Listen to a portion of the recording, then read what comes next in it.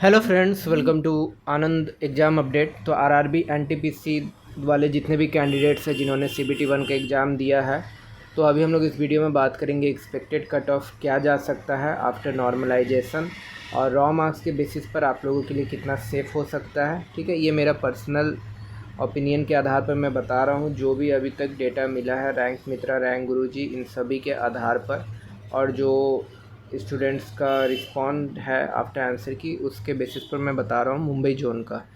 तो देखिए, मुंबई जोन जो है कोलकाता के बाद सबसे ज़्यादा फॉर्म फिलअप करने वाला जोन बना है। कोलकाता में 10 लाख से ज़्यादा फॉर्म फिल हुए हैं, वहीं मुंबई जोन में भी 6.5 लाख फॉर्म फिल किए गए थे।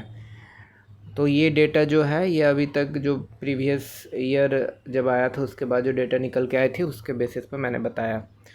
तो देखिए, सीबीटी 1 का कट ऑफ जो है, उससे पहले हमें जानना है कि मुंबई में वैकेंसी कितनी है। तो टोटल वैकेंसी आप लोगों का 827 है। इसका 15 गुना लिया जाएगा जैसा कि मेंशन है। 20 गुना भी लिया जा सकता है जैसे लास्ट टाइम लिया गया था, लेकिन इसका चांस बहुत कम है क्योंकि इस बार रेलवे हर चीज़ जो है जितना मेंशन उतना ही ले रहा है या उससे कुछ कम ही ले रहा है। तो 14 से 15 गुना ही आप लोग मान के चलिए, तो उस हिसाब से करीब आप लोगों का 13,000 से, ठीक है, 13,000 से ज़्यादा कैंडिडेट को सिलेक्शन किया जाएगा सीबीटी 2 के लिए। तो उस हिसाब से अगर हम लोग ध्यान दें तो आफ्टर नॉर्मलाइजेशन जो ये मार्क्स है रैंक मित्रा इन सब के बेसिस पर, तो रैंक मित्रा में बहुत लोगों ने चेक नहीं भी किया होगा, तो उस हिसाब से आप उस रैंक में नहीं देख सकते कि 13,000 से कितना ज़्यादा है उतना ही, तो आपको उससे कुछ कम ही लेना पड़ेगा, उसका हाफ़ या उससे और कम, क्योंकि बहुत सारे लोग अभी तक चेक नहीं किए हैं, सब कोई नहीं चेक करते हैं।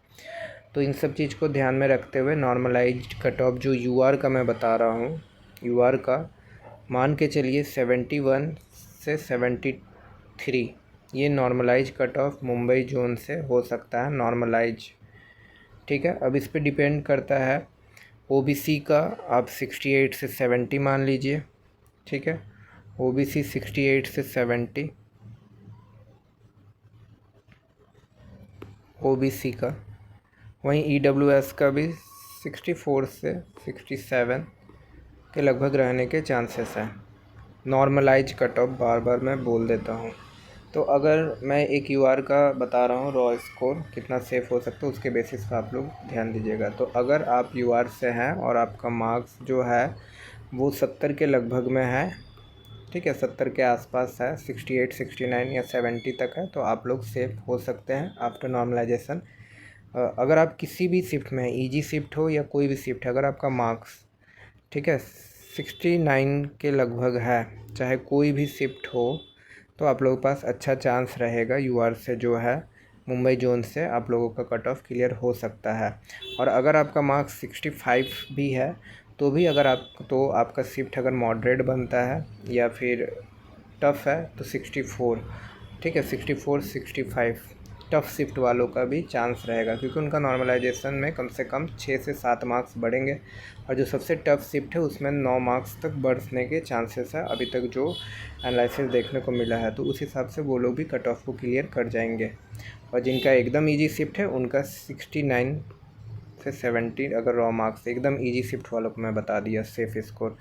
तो ये शिफ्ट वाइज मैंने रॉ स्कोर के बेसिस पे बताया। नॉर्मलाइज कट ऑफ भी क्या जा सकता है, इसके आसपास ही रहने का उम्मीद है मुंबई जोन का। ठीक है, बाकी आपको अगर जेन्युइन लगा होगा और सही लगा है तो ज़रूर लाइक कर दीजिएगा, और कमेंट में ज़रूर पूछें आप किस जोन से फील किए या आपको किस जोन का जानना है, तो मैं उसका भी एक्सपेक्टेड कट ऑफ बताने का कोशिश करूँगा। थैंक यू, ज़रूर सब्सक्राइब कर लीजिए।